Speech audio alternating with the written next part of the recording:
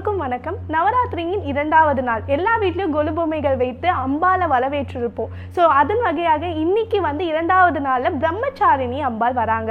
So south சைடில் பார்த்தீங்கன்னா Rajarajeswari. So Rajarajeswari கேட்கும் போதே கம்பீரமானது. ஸோ அம்பாள் நம்ம வீட்டுக்கு வரக்கூடிய ஒரு அற்புதமான நாளே சொல்லலாம். ஸோ பிரம்மச்சாரிணி யாருன்னா பொறுமையின் சீக்கிரம் சொல்றாங்க. ஸோ அதன் தன்மை பற்றி தான் நம்ம இந்த வீடியோவில் பார்க்க போகிறோம். பிரம்மச்சாரிணி அப்படின்றது வந்து பார்த்தீங்கன்னா அம்பாலோட துர்கையில 9 துர்கையில ஒரு வடிவம். அதுவே நீங்க தசமகா விதியில எடுத்தீங்கன்னு சொன்னோம்னா உங்களுக்கு வந்து பாத்தீங்கன்னா தாராதேவி வருவாங்க.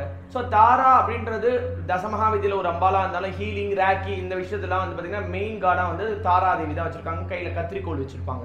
அதே போல வந்து பாத்தீங்கன்னா ஆண்ல வந்து கல்யாணமே ஆகலன்னு சொன்னோம்னா பிரம்மச்சார அப்படின்னு சொல்லுவாங்க, பிரம்மச்சாரி அப்படின்னு சொல்லுவாங்க. பெண்ல வந்து பிரம்மச்சாரிணி. அப்போ நம்ம தமிழகத்துல வந்து பார்த்தோம்னா குமரி கண்டத்துல வந்து பாத்தீங்கன்னா கன்னியாகுமாரி அப்படின்னு சொல்லுவாங்க. அந்த அம்பாள் ரொம்ப சக்தி வாய்ந்த அம்பாள். இந்த அம்பாலை நம்ம வழிபாடு பண்றதுனால என்னன்னா இந்த அம்பாள் வந்து தவம் இருக்கிறா அப்படின்னு சொல்லுவாங்க. தவம் இருந்து, அதாவது பொறுமையா இருந்தா வாழ்க்கையில எதையும் சாதிக்க முடியும் அப்படின்றதுதான் இந்த அவதாரத்தோட நோக்கம். முதல்ல வந்து பாத்தீங்கன்னா சிவபெருமான அடையிறதுக்கு பார்வதியா பிறக்கிறா. 2வது நாள் வந்து பாத்தீங்கன்னா தவம் இருக்கிறா. இதுதான் இந்த 2வது நாளோட தன்மை.